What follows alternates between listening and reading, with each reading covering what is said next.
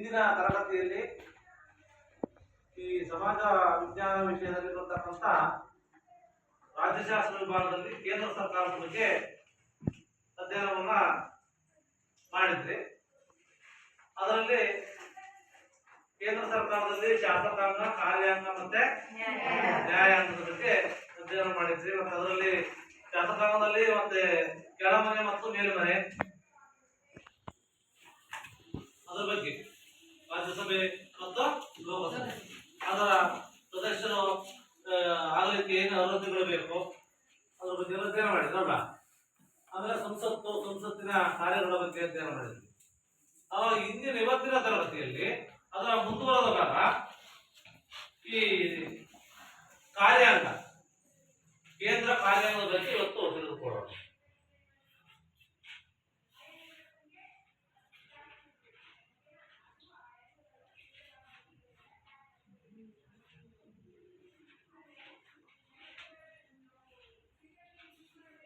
ಕೇಂದ್ರ ಕಾರ್ಯಾಂಗದಲ್ಲಿ ಪ್ರಮುಖವಾಗಿ ಕೇಂದ್ರ ಶಾಸಕಾಂಗ ರೂಪಿಸುವ ಕಾಯ್ದೆಗಳನ್ನು ಜಾರಿಗೊಳಿಸತಕ್ಕಂಥದ್ದು ಕೇಂದ್ರ ಕಾರ್ಯಾಂಗದ ಕೆಲಸ.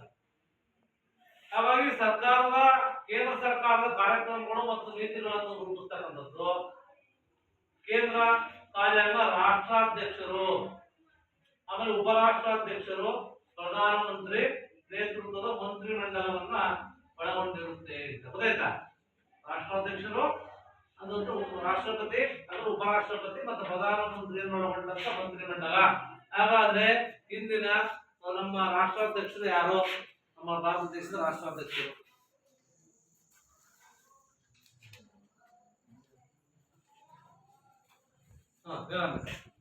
ರಾಷ್ಟ್ರಪತಿ ಅಥವಾ ರಾಷ್ಟ್ರಾಧ್ಯಕ್ಷರು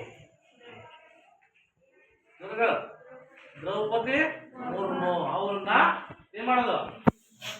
ಈ ಒಂದು ಕೇಂದ್ರ ಕಾರ್ಯಾಂಗದಲ್ಲಿರ್ತಾರೆ. ಅದು ಪ್ರಧಾನಮಂತ್ರಿ ಯಾರೀಗ? ನರೇಂದ್ರ ಮೋದಿ. ಅದಾಯ್ತಾ? ಮತ್ತೆ ಉಪರಾಷ್ಟ್ರಪತಿ ಯಾರು?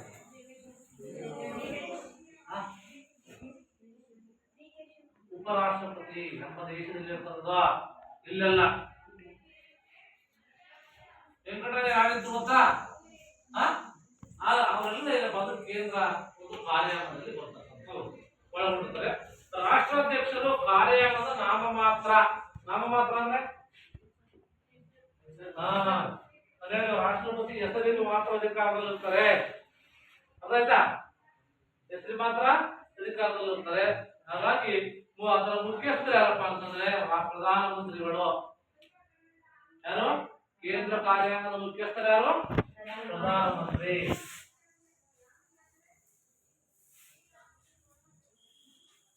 ಪ್ರಧಾನಮಂತ್ರಿ ನರೇಂದ್ರ ಮೋದಿ ತಿರುಗಾರ ಬಂದಿದೆ. ಅದರಲ್ಲಿ ಪ್ರಮುಖವಾಗಿ ಬರ್ತಕ್ಕಂಥ ರಾಷ್ಟ್ರಾಧ್ಯಕ್ಷರು ಅಥವಾ ರಾಷ್ಟ್ರಪತಿ.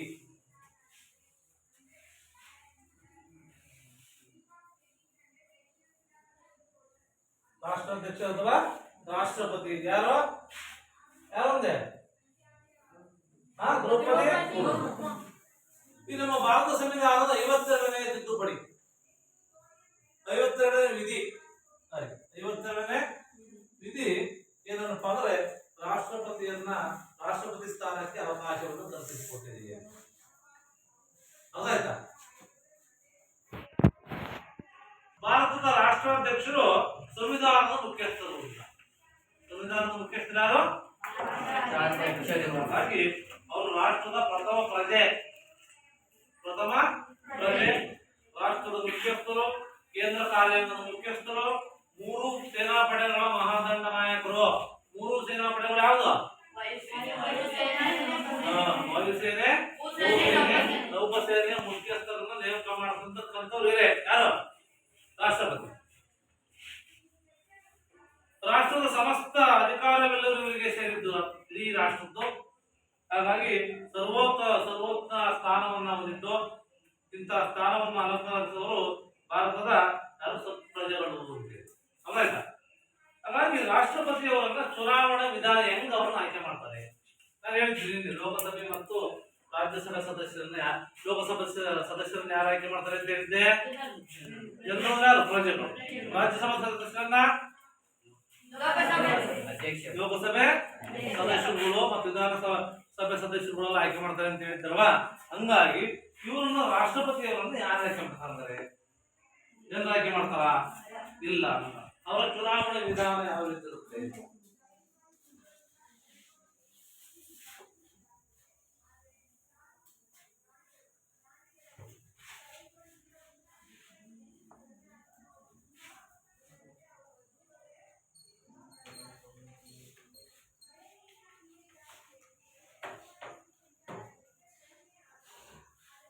ನಾಳೆ ನೀವು ಚುನಾವಣೆ ಮಾಡ್ತೀವಿ ಗೊತ್ತಾ? ನಾಳೆ ಎಲೆಕ್ಷನ್ ಇದೆ. ಏನು ಸರ್ಕಾರದಲ್ಲಿ ಮಾಡ್ತಾರೆ ಅದೇ ತರ ಮಾಡ್ಬೇಕು ತಿಳ್ಕೊಂಡಿದ್ದೀವಿ. ಹಂಗೆ ಇರುತ್ತೆ. ನೀವೇ ಅಧಿಕಾರಿ, ಪ್ರೆಸಿಡೆಂಟ್ ಆಫೀಸರ್ಗಳು, PR, FIRಗಳು ಅದ್ರ ಪ್ರಕಾರ ಮಾಡ್ತೀವಿ. ಅದು ಬ್ಯಾಲೆಟ್ ಪೇಪರು, ಸೀಲ್ ಹಾಕೋದು, ಇಂಕ್ ಹಾಕೋದು, ಪ್ರತಿಯೊಂದು ನೀವೇ ಮಾಡೋದು. ಹಂಗೆ ಈ ಒಂದು ಏನಿರುತ್ತೆ ರಾಷ್ಟ್ರಾಧ್ಯಕ್ಷರ ಚುನಾವಣೆ ವಿಧಾನವನ್ನ ಸಂವಿಧಾನದ 54 ಮತ್ತು 55ನೇ ವಿಧಿಯಲ್ಲಿ 54 ಮತ್ತು 55ನೇ ವಿಧಿಯಲ್ಲಿ ನಾವು ರಾಷ್ಟ್ರಾಧ್ಯಕ್ಷರನ್ನು ಚುನಾಯಿಸುವ ಒಂದು ವಿಧಾನವನ್ನು ತಿಳಿಸಲಾಗಿದ್ದು, ರಾಷ್ಟ್ರಾಧ್ಯಕ್ಷರು ಸಂಸತ್ತಿನ ಉಭಯ ಸದನಗಳ ಚುನಾಯಿತ ಸದಸ್ಯರು. ಸಂಸತ್ತಿನಲ್ಲಿ 2 ಸದನಗಳು ಚುನಾಯಿತ ಸದಸ್ಯರುಗಳು ಅವರೆಲ್ಲ ಇರಬೇಕಂತಂದ್ರೆ ಎಲ್ಲಾ ರಾಜ್ಯಗಳ ದೆಹಲಿ, ಪಾಂಡಿಚೇರಿ, ಕೇಂದ್ರಾಡಳಿತ ಪ್ರದೇಶಗಳ ವಿಧಾನಸಭೆ ಚುನಾಯಿತ ಸದಸ್ಯರು. ಗೊತ್ತಾಯ್ತಾ? ನಮ್ಮ ದೇಶದ ಏನು ವಿಧಾನಸಭಾ ಸದಸ್ಯರು MLA ಹೇಳ್ತೀವಲ್ಲ, ಇವರೆಲ್ಲ ಓಡಾಟ ಮಾಡ್ತಾರೆ. ಯಾರಿಗೆ? ಕೂಡಿದಂತ ಮತದಾನ ವರ್ಗ ಚುನಾಯಿಸುತ್ತೆ ಅಂತೇಳಿ. ಸರ್ವೋಚ್ಚ ನ್ಯಾಯಾಲಯದ ಮುಖ್ಯ ನ್ಯಾಯಾಧೀಶರು ಇವರಿಗೆ ಪ್ರಮಾಣ ವಚನವನ್ನು ಬೋಧಿಸುವುದು ಯಾರು ಅಂತ, ರಾಷ್ಟ್ರಪತಿಯವರಿಗೆ ಪ್ರಮಾಣ ವಚನ ಯಾರು ಬೋಧಿಸ್ತಾರಪ್ಪ ಅಂದ್ರೆ ಸರ್ವೋಚ್ಚ ನ್ಯಾಯಾಲಯದ ಮುಖ್ಯ ನ್ಯಾಯಾಧೀಶರು ಅಂತಿರ್ತಾರೆ. ಅದಾಯ್ತಾ? ಅವರು ಏನಪ್ಪಾ ಅಂತಂದ್ರೆ ಇವರಿಗೆ ಪ್ರಮಾಣ ವಚನವನ್ನ ಓದುತ್ತಾರೆ ಅಂತ.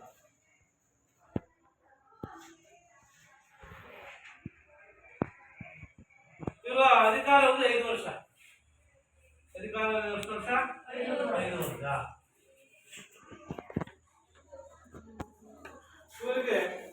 ಇವರು ಮತ್ತೆ ಮತ್ತೊಂದು ಇನ್ನೊಂದ್ಸಲ ಆಯ್ಕೆ ಆಗ್ಬೋದು. ಪುನರ್ ಆಯ್ಕೆ ಅವಕಾಶ ಇದೆ 5 ವರ್ಷ ಆದ್ರೆ. ಆಮೇಲೆ ಈ ಸಂವಿಧಾನದಲ್ಲಿ ಉಲ್ಲೇಖಿಸಿದಂತೆ ಮಹಾಭಿಯೋಗದ ಮೂಲಕ ರಾಷ್ಟ್ರಾಧ್ಯಕ್ಷರನ್ನ ತೆಗೆದುಹಾಕ್ತಕ್ಕಂಥ ಒಂದು ಸಂಸತ್ತಿಗೆ ಇದೆ ಅಂತೇಳಿ. ರಾಷ್ಟ್ರಪತಿಗಳಾಗಲಿಕ್ಕೆ ಏನು ಅರ್ಹತೆಗಳೇನು? ಅದೇ ಲೋಕಸಭೆಗೆ ಸದಸ್ಯರಾಗುವ ಅರ್ಹತೆಗಳೇನು, ರಾಜ್ಯಸಭಾ ಸದಸ್ಯರಾಗುವ ಅರ್ಹತೆಗಳೇನು? ಆದ್ರೆ ರಾಷ್ಟ್ರಪತಿಯಾಗಿ ಏನು ಅರ್ಹತೆ ಅಂತಂದ್ರೆ ಅವರು ಭಾರತದ ಪ್ರಜೆಯಾಗಿರ್ಬೇಕು.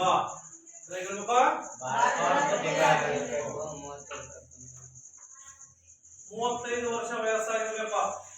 ಅದರಿಂದ ಲೋಕಸಭಾ ಸದಸ್ಯರಾಗಲಿಕ್ಕೆ ಎಷ್ಟು ವರ್ಷ?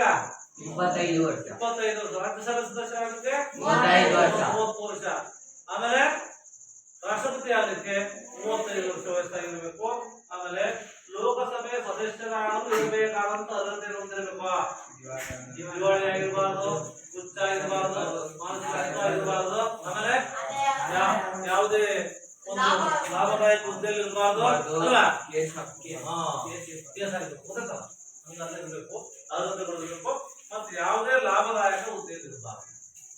ಅಂತವರನ್ನ ನಾವು ರಾಷ್ಟ್ರಪತಿ ಆಗಲಿಕ್ಕೆ ಅವಕಾಶವನ್ನ ನಮ್ಮ ಭಾರತ ಸಂವಿಧಾನ ಮಾಡಿಕೊಟ್ಟಿದೆ. ಹಾಗಾಗಿ ಇವರು ಅಧಿಕಾರಿ ಏನ್ ಕೆಲಸ ಇರೋದು? ರಾಷ್ಟ್ರಪತಿ ಅವರ ಏನೋ ಕೆಲಸ ಕಂಡಿಟ್ಕೊಂಡಿರ್ತಾರಲ್ವಾ, ಹಂಗ ಅವ್ರದೇನ್ ಕೆಲಸ, ಅವ್ರ ಕಾರ್ಯಗಳೇನಂದರೆ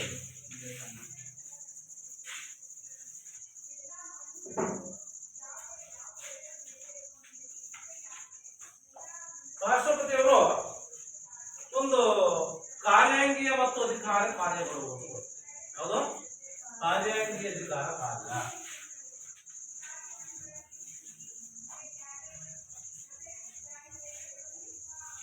ಏನು ಕಾರ್ಯಾಂಗೀಯ ಅಧಿಕಾರ ಅಂತಂದ್ರೆ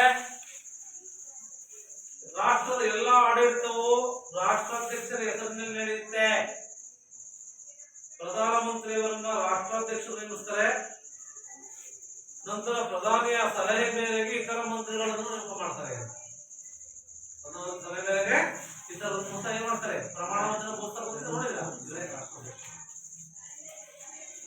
ನಂತರ ಭಾರತ ಉನ್ನತ ಹುದ್ದೆಗಳಾಗಿರ್ತಕ್ಕಂಥ ಅಟಾರ್ನಿ ಜನರಲ್, ಮಹಾಲೇಖಪಾಲಕರು, ಲೆಕ್ಕ ನಿಯಂತ್ರಕರು, ಆಮೇಲೆ ಸರ್ವೋಚ್ಚ ನ್ಯಾಯಾಲಯದ ನ್ಯಾಯಾಧೀಶರು, ಸುಪ್ರೀಂ ಕೋರ್ಟಿನ ನ್ಯಾಯಾಧೀಶರು ನೇಮಕ ಮಾಡ್ತಕ್ಕಂಥದ್ದು ಯಾರು? ರಾಷ್ಟ್ರಪತಿಗಳು. ಮತ್ತೆ ಹೈಕೋರ್ಟ್ ನ್ಯಾಯಾಧೀಶ ನೇಮಕ ಮಾಡ್ತಕ್ಕಂಥ ಕೆಲಸ ಗೊತ್ತಾಯ್ತಾ. ಮತ್ತೆ ಕೇಂದ್ರ ಹಣಕಾಸು ಆಯೋಗದ ಅಧ್ಯಕ್ಷರು ನೇಮಕ ಮಾಡ್ತಾರೆ. ಕೇಂದ್ರ ಲೋಕಸೇವಾ ಆಯೋಗದ ಸದಸ್ಯರು ಮನೆ ಮಾಡಬೇಕು ಗೊತ್ತಲ್ಲ. ಮತ್ತೆ ರಾಜ್ಯ ಲೋಕಸೇವಾ ಆಯೋಗದ ಸದಸ್ಯರು ಇವರು ರಾಷ್ಟ್ರಪತಿಗಳು ಮಾಡ್ತಾರೆ. ಚುನಾವಣಾ ಆಯುಕ್ತರನ್ನ ನೇಮಕ ಮಾಡ್ತಕ್ಕಂಥದ್ದು. ಮತ್ತೆ ರಕ್ಷಣಾ ಪಡೆಗಳ ಮುಖ್ಯಸ್ಥರನ್ನ ಮತ್ತೆ ವಿವಿಧ ರಾಷ್ಟ್ರಗಳಿಗೆ ರಾಯಭಾರಿಗಳನ್ನ ನೇಮಿಸತಕ್ಕಂಥ ಅಧಿಕಾರ ರಾಷ್ಟ್ರಪತಿಯವರಿಗೆ ಸಂವಿಧಾನಬದ್ಧವಾಗಿ ನೀಡಿರಪ್ಪ ಅಂತಂದ್ರೆ ಅಧಿಕಾರವನ್ನ ರಾಷ್ಟ್ರಪತಿಯವರಿಗೆ ಕೊಡಲಾಗಿದೆ. ಗೊತ್ತಾ, ಕಾರ್ಯಾಂಗೀಯ ಕಾರ್ಯ ಮಾಡ್ತಾರೆ ಯಾರು? ನಮ್ಮ ರಾಷ್ಟ್ರಪತಿ. ನೆಕ್ಸ್ಟ್ ಶಾಸನೀಯ ಕಾರ್ಯಗಳೇ ಎರಡನೇ.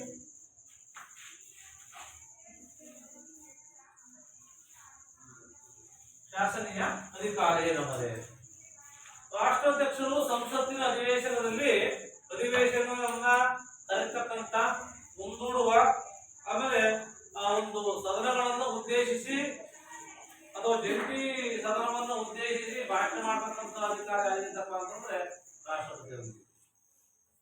ಮತ್ತು ಲೋಕಸಭೆಯನ್ನು ವಿಸರ್ಜನೆ ಮಾಡಬಹುದು. ಸರಿಯಾದ ಅಧಿಕಾರ ನಡೆಸ್ತಾ ಇಲ್ಲ ಅಂತ ಹೇಳಿ ಲೋಕಸಭೆಯಲ್ಲಿ ಏನ್ ಮಾಡಬಹುದು? ವಿಸರ್ಜನೆ ಮಾಡತಕ್ಕಂಥ ಅಧಿಕಾರ ಯಾರಿಗಿದೆಯಪ್ಪ ಅಂತಂದ್ರೆ ರಾಷ್ಟ್ರಪತಿಯವರಿಗೆ.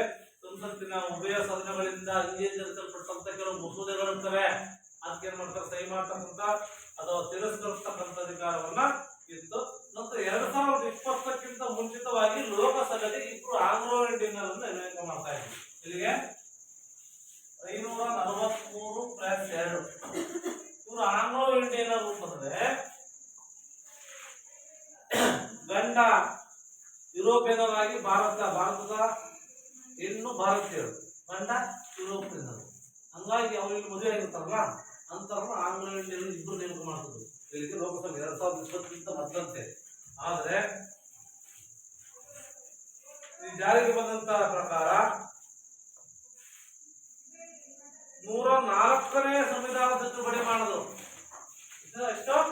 104ನೇ ಸಂವಿಧಾನ ತಿದ್ದುಪಡಿ ಮಾಡಪ್ಪ ಅಂತಂದ್ರೆ ಈ ಸಮಾಜ ಸೇವೆ ಮಾಡ್ತಾರಲ್ಲ, ಸಾಹಿತ್ಯ ಸೇವೆ ಮಾಡ್ತಾರೆ, ಮತ್ತೆ ವಿಶಿಷ್ಟ ಸೇವೆಗಳಲ್ಲಿ ಸೇರಿದಂತ 12 ಜನ ರಾಜ್ಯಸಭಾ ಸದಸ್ಯರನ್ನಾಗಿ ನಾಮನಿರ್ದೇಶನ ಮಾಡ್ತಾರೆ. 12 ಜನ ಒಳ್ಳೆ ಕಲೆ ಸಾಹಿತ್ಯ ಯಾವ್ದಾದ್ರು ಆಗಿರ್ಬೋದು, ದೇಶಕ್ಕೆ ಒಂದು ಮಾಡಿರೋ ಸಾಧನೆ ಅಂತವರಿಗೆ 12 ಜನ ರಾಜ್ಯಸಭಾ ಸದಸ್ಯರನ್ನ ರಾಷ್ಟ್ರಪತಿಗಳು ಅಂತಂದ್ರೆ ನೇಮಕ ಮಾಡ್ತಕ್ಕಂಥ ಅಧಿಕಾರ ರಾಷ್ಟ್ರಪತಿಯವರಿಗೆ. ಅವರು ಪ್ರಧಾನಮಂತ್ರಿಯ ನೇತೃತ್ವ ಮಂತ್ರಿಮಂಡಲದ ಸಲಹೆ ಮೇರೆಗೆ, ಪ್ರಧಾನಮಂತ್ರಿ ಮಂತ್ರಿಮಂಡಲ ಇದಲ್ಲ ಅದೇ ಜಾಸ್ತಿ ಪೌರ ದೇಶದವರೇ ಇಡೀ ದೇಶವನ್ನು ನಡೆಸ್ತಾರೆ. ಹೇಳ್ತಲ್ಲ ಭಾರತ ದೇಶದಲ್ಲಿ ಯಾರು ದಿವಾಳಿ ಆಗ್ತಾ ಇದ್ದೀವಿ, ಉದಾಹರಣೆ ನಮ್ಮ ದೇಶದಲ್ಲಿ ಯಾವ ರೀತಿ ಇದೆ, ಆ ದೇಶದಲ್ಲಿ ಯಾರು ದಿವಾಳಿ ಆಗ್ತಾ ಇದ್ದೀವಿ. ನಂತರ ನ್ಯಾಯಾಂಗ ಅಧಿಕಾರ, ನ್ಯಾಯಿಕ ಅಧಿಕಾರ ಅಂತ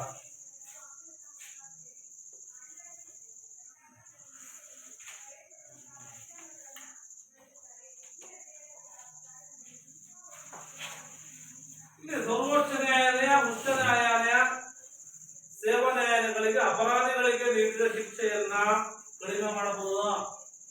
ರಾಷ್ಟ್ರಪತಿಯವರಿಗೆ ಸುಪ್ರೀಂ ಕೋರ್ಟು, ಹೈಕೋರ್ಟು ಮತ್ತೆ ಇತರ ಅಪರಾಧ ನ್ಯಾಯಾಲಯಗಳು ತೀರ್ಪು ಕೊಡ್ತಾವಲ್ಲ, ಅವ್ರಿಗೆ ಜೀವಾವಧಿ ಶಿಕ್ಷೆ ಕೊಡ್ತಾರೆ ನೋಡ್ರಿ. 14 ವರ್ಷ ಜೀವಾವಧಿ ಶಿಕ್ಷೆ, ಗಲ್ಲು ಶಿಕ್ಷೆ, ಅದನ್ನು ತಡೆಯೋ ಕೋರಿತಿ ಅವರಿಗೆ ರಾಷ್ಟ್ರಪತಿ. ಯಾರಾದ್ರೂ ಅವ್ರ ಬಗ್ಗೆ ಮಾಡಿದ್ರೆ, ತಪ್ಪು ಮಾಡಿದ್ರು ಅವ್ರ ಮನಸ್ಸಿಗೆ ಬಂದ್ರೆ ಇವ್ನು ಒಳ್ಳೆ ಮುಂದೇನಾದ್ರು ಒಳ್ಳೇದು ಮಾಡಿರ್ತಾನೆ, ಅಪ್ಪೋಸ ತಪ್ಪು ಮಾಡ್ತಾನೆ ಅಂತಂದ್ರೆ ಅವನ್ನ ಕ್ಷಮಾದಾನ ಕೊಡ್ಬೋದು. ಅವರಿಗೆ ಬೇಡಪ್ಪ ಗಲ್ಲು ಶಿಕ್ಷೆ ಅಂತ ತೆಗಿಬಹುದು, ಅಥವಾ ಕ್ಷಮಾದಾನ ಕೊಡ್ತಕ್ಕಂಥ ಅಥವಾ ದಂಡೆಯನ್ನು ಕಡಿಮೆ ಮಾಡ್ತಕ್ಕಂಥ ಅಥವಾ ರದ್ದುಪಡಿಸ್ತಕ್ಕಂಥ ಅಧಿಕಾರ ಯಾರಿಗಿದೆ? ರಾಷ್ಟ್ರಾಧ್ಯಕ್ಷ. ಕಾನೂನಾತ್ಮಕ, ಸಂವಿಧಾನಾತ್ಮಕ ಮತ್ತೆ ಸಾರ್ವಜನಿಕ ಮಹತ್ವ ಹೊಂದಿದಂತ ವಿಷಯಗಳಿಗೆ ಸಂಬಂಧಿಸಿದಂತ ಸರ್ವೋಚ್ಚ ನ್ಯಾಯಾಲಯ ಅವರನ್ನ ಸಲಹೆಯನ್ನು ಕೇಳಬಹುದು. ಗೊತ್ತಾಯ್ತಾ? ಹಾಗಾಗಿ ಈ ಒಂದು ಅಧಿಕಾರವನ್ನ ನಮ್ಮ ರಾಷ್ಟ್ರಪತಿಗಳಿಗೆ. ನೆಕ್ಸ್ಟ್ ಹಣಕಾಸಿನ ಅಧಿಕಾರ.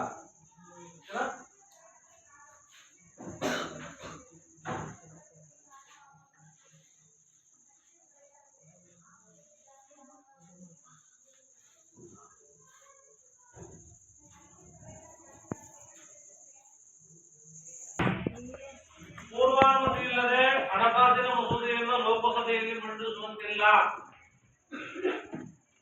ಹಣಕಾಸಿನ ಮಸೂದೆಯನ್ನು ಲೋಕಸಭೆಯಲ್ಲಿ ಮಂಡಿಸುವಂತಿಲ್ಲ. ಕೇಂದ್ರ ಹಣಕಾಸು ಆಯೋಗದ ವರದಿ ಕೊಡಬೇಕು. ಮಹಾಲೇಖಪಾಲಕರು, ಕೇಂದ್ರ ಮಾಡುವುದು ಇಂದಿನ ವರದಿ ಆಧಾರದ ಮೇಲೆ ಸಂಸತ್ತಿನಲ್ಲಿ ಚರ್ಚೆ ಆಗುತ್ತೆ. ಸಂಸತ್ ಗೊತ್ತಲ್ಲ, ಲೋಕಸಭೆ ಮತ್ತು ರಾಜ್ಯಸಭೆ ಇದೇ ಸಂದರ್ಭದಲ್ಲಿ ಚರ್ಚೆ ಆದ ನಂತರ ರಾಷ್ಟ್ರಾಧ್ಯಕ್ಷರು ಶಿಫಾರಸು ಮಾಡ್ತಾರೆ. ಭಾರತ ಸಂಚಿತ ನಿಧಿ ಬರುತ್ತೆ, ತುರ್ತು ನಿಧಿ ಬರುತ್ತೆ, ಎಲ್ಲ ನಿಯಂತ್ರಣದಲ್ಲಿದ್ದು ಸರ್ವೋಚ್ಚ ನ್ಯಾಯಾಲಯದ ನ್ಯಾಯಾಧೀಶರು, ಲೋಕಸೇವಾ ಆಯೋಗದ ಅಧ್ಯಕ್ಷರು, ಸದಸ್ಯರಿಗೆ ಈ ನಿಧಿಯಿಂದ ವೇತನವನ್ನು ಬಿಡುಗಡೆ ಮಾಡಲಾಗುತ್ತೆ.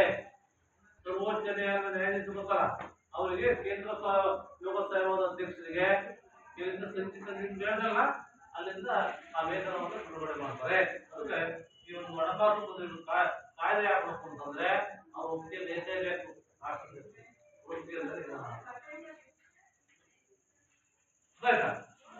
ನೆಕ್ಸ್ಟ್ ಸೇನಾಧಿಕಾರ ಮತ್ತು ಕಾರ್ಯಗಳು. ಸೇನೆಗೆ ಸಂಬಂಧಪಟ್ಟಂತೆ ಏನ್ ಕಾರ್ಯ ಮಾಡ್ತಾರೆ ಅವರು?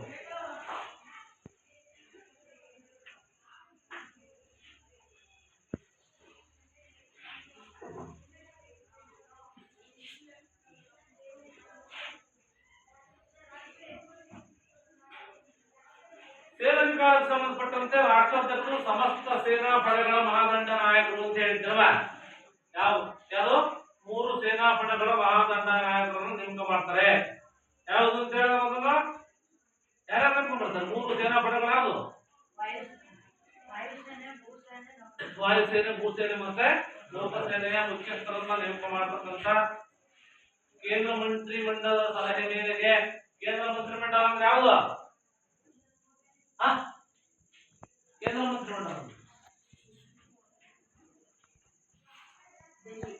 ಮಂತ್ರಿಮಂಡಲ ಯಾವುದು? ಕೇಂದ್ರ ಮಂತ್ರಿಮಂಡಲ ಪ್ರಧಾನಮಂತ್ರಿಯಿಂದ ಒಳಗೊಂಡಂತ ಮಂತ್ರಿಗಳು, ಪ್ರಧಾನಮಂತ್ರಿ ಇತರ ಮಂತ್ರಿಗಳು ಇರ್ತಾರಲ್ಲ, ಅವರೆಲ್ಲ ಸೇರಿದ್ರೆ ಅದರ ಮಂತ್ರಿಮಂಡಲ ಅಂತ ಬರ್ತೀವಿ. ಗೊತ್ತಾಯ್ತಾ? ಅವರ ಸಲಹೆ ಮೇರೆಗೆ ಇವರೆಲ್ಲ ನೇಮಕ ಮಾಡತಕ್ಕಂಥ ಅಧಿಕಾರ ರಾಷ್ಟ್ರಾಧ್ಯಕ್ಷರಿದ್ದು ಸಂಸತ್ತಿಗೆ ಒಪ್ಪಿಗೆ ಮೇಲೆ ಯುದ್ಧ ಮತ್ತು ಶಾಂತಿಯನ್ನ ಘೋಷಣೆ ಮಾಡಬಹುದು. ಯುದ್ಧ ಮಾಡಿದ್ದು ಘೋಷಣೆ ಮಾಡಬಹುದು, ಇಲ್ಲ ಶಾಂತಿಯುತವಾಗಿ ಘೋಷಣೆ ಮಾಡಬಹುದು. ಅಂತ ಅಧಿಕಾರ ಯಾರಿಗಿದೆ? ರಾಷ್ಟ್ರಪತಿಯವರಿಗೆ. ನೆಕ್ಸ್ಟ್ ತುರ್ತು ಪರಿಸ್ಥಿತಿ ಅಧಿಕಾರಗಳು ಅಂತ, ಅದು ಎಮರ್ಜೆನ್ಸಿ ಒಂದು ಹೋಗ್ತದೆ. ತುರ್ತು ಪರಿಸ್ಥಿತಿ ಅಧಿಕಾರ ಅಂತಂದ್ರೆ ನಮ್ಮ ಸಂವಿಧಾನದ 18ನೇ ಭಾಗದಲ್ಲಿ ಏನೇನಪ್ಪ ಅಂತಂದ್ರೆ 3 ವಿವಿಧ ತುರ್ತು ಪರಿಸ್ಥಿತಿಯನ್ನ ವಿವರಿಸಲಾಗಿತ್ತು. 3 ತುರ್ತು ಪರಿಸ್ಥಿತಿಗಳನ್ನ ಒಂದು ರಾಷ್ಟ್ರೀಯ ತುರ್ತು ಪರಿಸ್ಥಿತಿಯಿಂದ ಹೊಂದಿದ್ದು, ಅದು ರಾಷ್ಟ್ರೀಯ ತುರ್ತು ಪರಿಸ್ಥಿತಿ. ಎರಡನೇದು ರಾಜ್ಯ ತುರ್ತು ಪರಿಸ್ಥಿತಿ. ಮೂರನೇದು ಹಣಕಾಸಿನ ತುರ್ತು ಪರಿಸ್ಥಿತಿ.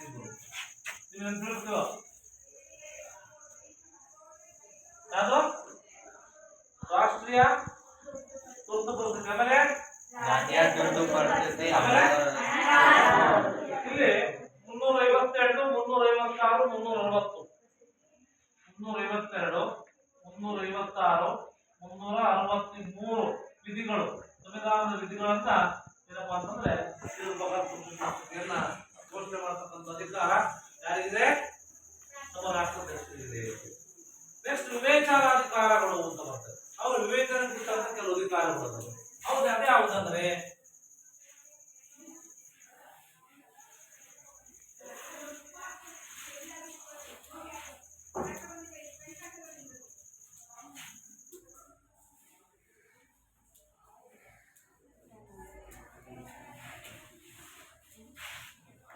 ಇಲ್ಲಿ ರಾಷ್ಟ್ರಾಧ್ಯಕ್ಷರು ಮಂತ್ರಿಮಂಡಲದ ಸಲಹೆ ಇಲ್ಲದೆ ಕೆಲವೊಂದು ಅಧಿಕಾರಗಳನ್ನ ಚಲಾಯಿಸಬಹುದು. ಮಂತ್ರಿಮಂಡಲದ ಸಲಹೆನೇ ಬೇಡ.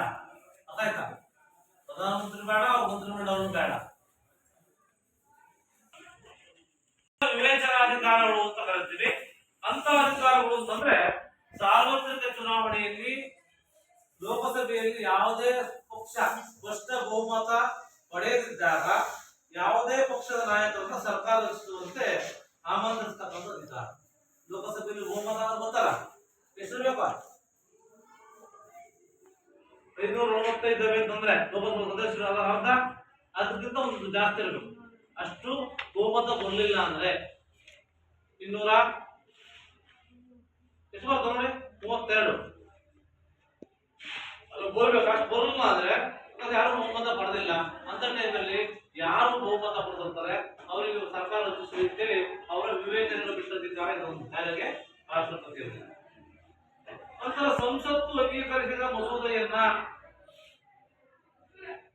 ರಾಷ್ಟ್ರಾಧ್ಯಕ್ಷರು ಒಪ್ಪಿಗೆ ಕಳಿಸಿದಾಗ ಅದನ್ನು ಮರುಪರಿಶೀಲನೆ ಮಾಡ್ತಕ್ಕಂಥ ಅಥವಾ ಹಿಂದಿರುಗಿಸ್ತಕ್ಕಂಥ ಅಧಿಕಾರ ಯಾರಿಗಿರ್ತಪ್ಪ ಅಂತಂದ್ರೆ ರಾಷ್ಟ್ರಪತಿ ವಿವೇಚನಾಧಿಕಾರ. ಅದಾಯ್ತಾ? ವಿವೇಚನಾಧಿಕಾರ ಅಂದ್ರೆ ಯಾವ್ದಾದ್ರೆ ಒಂದು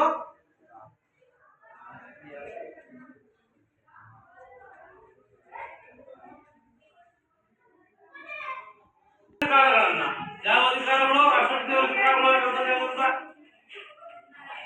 ಯಾವ ಅಧಿಕಾರ ರಾಷ್ಟ್ರಪತಿ ಯಾವ ಅಧಿಕಾರ ಇದ್ದಾರೆ ಅದರ ಕಾರ್ಯ ಏನು ಕೆಲಸ ಮಾಡ್ತಾರೆ?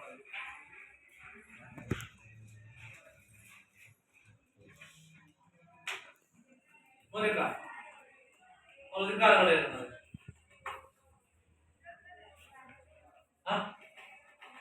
ಹಣಕಾಸಿನ ಅಧಿಕಾರ. ಆಮೇಲೆ ಈ ಕಡೆ ರಾಷ್ಟ್ರೀಯ ತುರ್ತು ಪರಿಸ್ಥಿತಿಗಳನ್ನ ಏನ್ ಮಾಡೋದ ಅಧಿಕಾರ.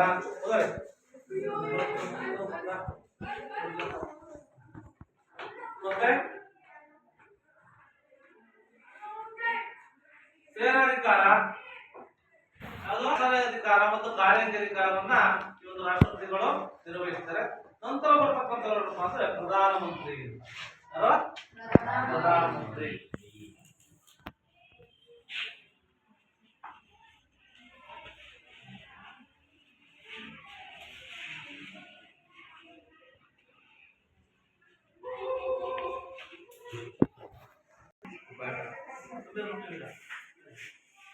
ಈ ಸಂವಿಧಾನ ರಾಷ್ಟ್ರಾಧ್ಯಕ್ಷರಿಗೆ ಆಡಳಿತದಲ್ಲಿ ಸಲಹೆ ಮತ್ತು ಹೇಳಲಿಕ್ಕೆ ಪ್ರಧಾನಮಂತ್ರಿಯನ್ನು ಒಳಗೊಂಡಂತ ಮಂತ್ರಿಮಂಡಲಕ್ಕೆ ಅವಕಾಶ ಮಾಡಿಕೊಟ್ಟಿದೆ ಯಾವುದು ಭಾರತ ಸಂವಿಧಾನ.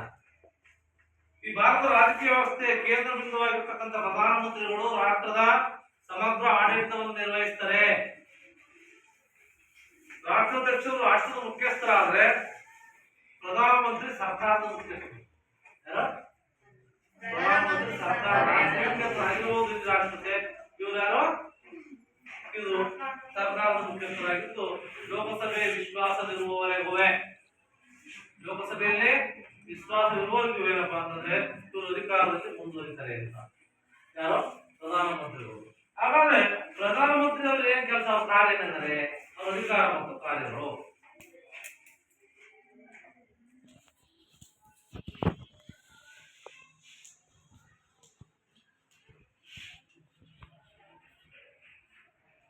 ಪ್ರಧಾನಮಂತ್ರಿಗಳು ಮಂತ್ರಿಗಳ ನೇಮಕ ಮಾಡತಕ್ಕಂಥದ್ದು, ಅವರ ಮಂತ್ರಿಮಂಡಲದ ಮಂತ್ರಿಗಳ ನೇಮಕ ಮಾಡತಕ್ಕಂಥದ್ದು, ಅವರ ಖಾತೆಗಳಿರ್ತಕ್ಕಂಥದ್ದು, ಮಂತ್ರಿಗಳನ್ನ ವಜಾ ಮಾಡತಕ್ಕಂಥ ಅಧಿಕಾರ. ಏನು ಅವರು ಬಹುಮತ ಪಡೆದ ನಂತರ ಅವರ ಸಂಪುಟದಲ್ಲಿ ಯಾವ್ಯಾವ ಮಂತ್ರಿಗಳನ್ನು ಮಾಡಬೇಕು, ಯಾವ್ಯಾವ ಅವ್ರ ಖಾತೆಯನ್ನು ಕೊಡಬೇಕು, ಅಥವಾ ಅವ್ರ ಸ್ಥಳೀಯ ಕೆಲಸ ಮಾಡೋದನ್ನ ಖಾತೆಯಿಂದ ವಜಾ ಮಾಡತಕ್ಕಂಥದ್ದು ಆ ಕೆಲಸ ಯಾರು ಮಾಡ್ತಾರಪ್ಪ ಅಂತಂದ್ರೆ ಪ್ರಧಾನಮಂತ್ರಿಗಳು ಮಾಡ್ತಾರೆ. ಮತ್ತು ಸರ್ಕಾರದ ಮುಖ್ಯಸ್ಥರು ಯಾರು? ಪ್ರಧಾನಮಂತ್ರಿಗಳು ಸರ್ಕಾರದ ಮುಖ್ಯಸ್ಥರು.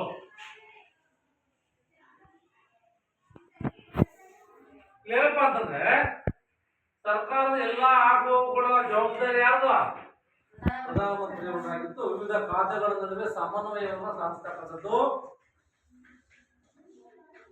ಅಭಿವೃದ್ಧಿ ಯೋಜನೆಗಳು, ರಕ್ಷಣಾ ಒಂದು ಕಾರ್ಯತಂತ್ರಗಳು ಮತ್ತು ವಿದೇಶಾಂಗ ನೀತಿಯನ್ನ ರೂಪಿಸುವಲ್ಲಿ ತಮ್ಮದೇ ಆಗಿರ್ತಕ್ಕಂಥ ಪಾತ್ರವನ್ನ ಪ್ರಧಾನಮಂತ್ರಿಗಳು ವಹಿಸ್ತಾರೆ.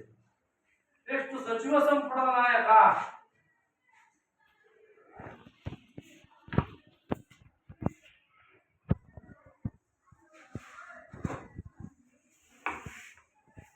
ಸಚಿವ ಸಂಪುಟದ ನಾಯಕ ಸಚಿವ ಸಂಪುಟ ಗೊತ್ತಲ್ಲ, ಕೇಂದ್ರ ಸಚಿವ ಸಂಪುಟಕ್ಕೆ ಇವರೇ ಪ್ರಮುಖವಾಗಿರ್ತಕ್ಕಂಥ ನಾಯಕರು.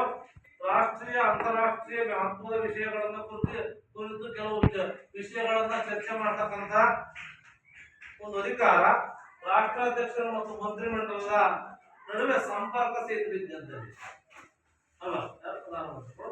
ಮತ್ತು ಲೋಕಸಭೆಯನ್ನು ವಿಸರ್ಜಿಸುವಂತೆ ಸಲಹೆ ನೀಡಬಹುದು. ಲೋಕಸಭೆಯನ್ನ ವಿಸರ್ಜನೆ ಮಾಡ್ತಿದ್ದೇನು ಇಲ್ಲ ನಮಗೆ ಬಹುಮತ ಇಲ್ಲ ಅಂತ ಸಂದರ್ಭದಲ್ಲಿ ನಾವು ವಿಸರ್ಜನೆ ಮಾಡತಕ್ಕಂಥ ಅಧಿಕಾರ ಈ ಒಂದು ರಾಷ್ಟ್ರಾಧ್ಯಕ್ಷರ ಸಲಹೆ ಮೇರೆಗೆ ಪ್ರಧಾನಮಂತ್ರಿಗಳು ಸಾಮಾನ್ಯವಾಗಿ ಸಚಿವ ಸಹೋದ್ಯೋಗಿಗಳ ಆಡಳಿತದಲ್ಲಿ ನಿರೀಕ್ಷಿತ ಸಹಕಾರ ಸಿಗದೆ ಹೋದ್ರೆ, ಮಂತ್ರಿಮಂಡಲದಲ್ಲಿ ಕೆಲವು ಭಿನ್ನಾಭಿಪ್ರಾಯಗಳಿದ್ರೆ ಅಂತ ಸಂದರ್ಭದಲ್ಲಿ ಮಂತ್ರಿಮಂಡಲ ಲೋಕಸಭೆಯಲ್ಲಿ ವಿಶ್ವಾಸವನ್ನು ಕಳೆದುಕೊಂಡಾಗ ಪ್ರಧಾನಮಂತ್ರಿಯವರು ರಾಷ್ಟ್ರಾಧ್ಯಕ್ಷರಿಗೆ ಇಂತಹ ಸಲಹೆಯನ್ನು ಕೊಡ್ತಕ್ಕಂಥ ಅಧಿಕಾರವನ್ನ ಆ ರಾಷ್ಟ್ರಾಧ್ಯಕ್ಷರಿಗಿದೆ. ಇವೇನಪ್ಪ ಅಂದ್ರೆ 4 ಕಾರ್ಯ ಅಷ್ಟೇ ಇದೆ. ಅದು ಸರ್ಕಾರದ ಮಂತ್ರಿಗಳನ್ನ ನೇಮಕ, ಖಾತೆಗಳ ಹಂಚಿಕೆ, ಮತ್ತೆ ಮಂತ್ರಿಗಳನ್ನು ವಜಾ ಮಾಡೋದು, ಸರ್ಕಾರದ ಮುಖ್ಯಸ್ಥರು, ಆಮೇಲೆ ಸಚಿವ ಸಂಪುಟ ನಾಯಕ, ಲೋಕಸಭೆಯಲ್ಲಿ ವಿಸರ್ಜನೆ ಮಾಡತಕ್ಕಂಥ ಅಧಿಕಾರ ರಾಷ್ಟ್ರಪತಿಗಳಿಗೆ ಇದೆ. ಅಂದ್ರೆ ಕೇಂದ್ರ ಮಂತ್ರಿಮಂಡಲದಲ್ಲಿ ಯಾರ್ಯಾರು ಇರ್ತಾರೆ ಅಂತ ಇಷ್ಟು ಕಾರ್ಯ ಆದ್ರೆ ಕೇಂದ್ರ ಮಂತ್ರಿಮಂಡಲದಲ್ಲಿ ಯಾರ್ಯಾರು ಇರ್ತಾರೆ ಅಂದ್ರೆ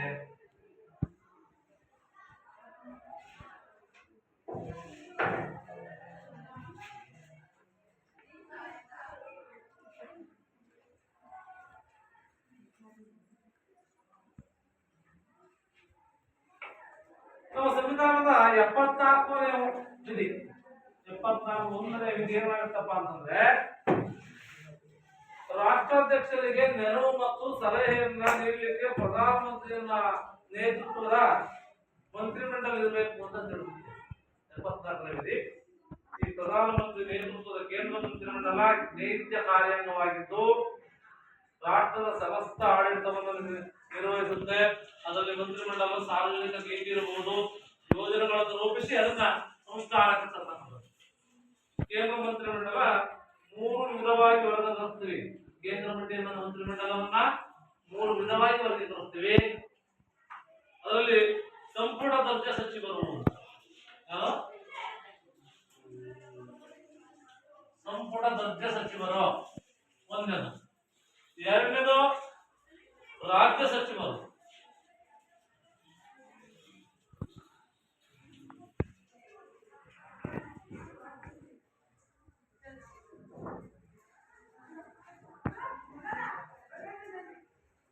ಉಪ ಸಚಿವರು.